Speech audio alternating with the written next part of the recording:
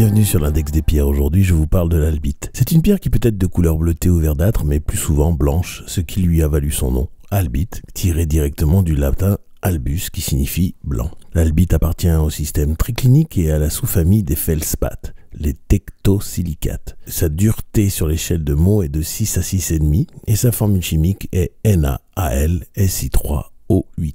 Johann Gottlieb Gahn et Jöns Jacob Berzelius la découvrent en 1815. On trouve de l'albite en France et plus généralement dans les Alpes, à Madagascar, en Colombie, en Norvège, aux États-Unis, au Soudan, mais on peut de manière globale la trouver un peu partout. L'albite a pour principale vertu d'aider à perdre du poids, à brûler les graisses ainsi que supprimer le cholestérol. Pour cela, il faut faire une essence d'albite. Après que votre albite ait été purifiée et rechargée, vous rincez votre albite avec de l'eau tiède, un peu de savon et une brosse à dents pour évacuer toutes les poussières et impuretés. Rincez-la à l'eau fraîche et séchez-la. Remplissez une carafe propre avec de l'eau pure, laissez un peu d'espace pour que vous puissiez y introduire votre albite, puis refermez-la avec un bouchon en liège ou un couvercle fait avec du papier sulfurisé et un élastique ou une soucoupe retournée. Vous laissez infuser 4 à 8 heures sous le soleil, puis vous placez dans le frigidaire. Vous pouvez commencer à boire votre essence au lever et au coucher tous les jours, mais ne conservez pas cette essence plus de 3 jours. Cette essence est également bénéfique pour les carences en magnésium ou en fer. Si vous êtes réticent aux eaux de pierre avec la pierre qui a trempé dans l'eau, alors vous pouvez faire le système indirect, c'est-à-dire que c'est le même processus et vous remplacez la carafe par un saladier et vous posez l'albite dans un bol et ce bol vous le mettez dans le saladier de manière à ce que l'eau ne rentre pas dans le bol.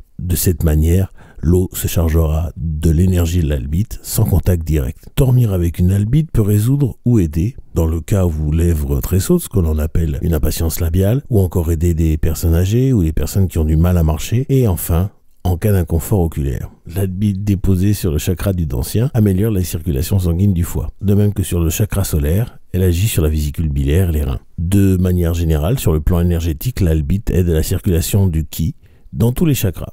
Enfin, traditionnellement, c'est une pierre que vous pouvez offrir aux Adolphes. Je vous remercie de m'avoir écouté. J'espère que vous avez tout appris ce que vous aviez besoin d'apprendre sur l'albite. Je vous encourage à poser toutes les questions que vous avez au sujet de l'albite en commentaire ou, comme d'habitude, par email à podcast.memcrystal.com. Bien entendu, je vous répondrai soit dans un podcast suivant, soit directement par email. Et en attendant, je vous remercie de me suivre. Je vous encourage également à cliquer sur les likes, sur les partager pour permettre à ce podcast de se développer. Et puis, je vous laisse retourner dans votre journée et je vous envoie tout mon amour et je demande à l'univers de vous baigner dans la meilleure énergie possible.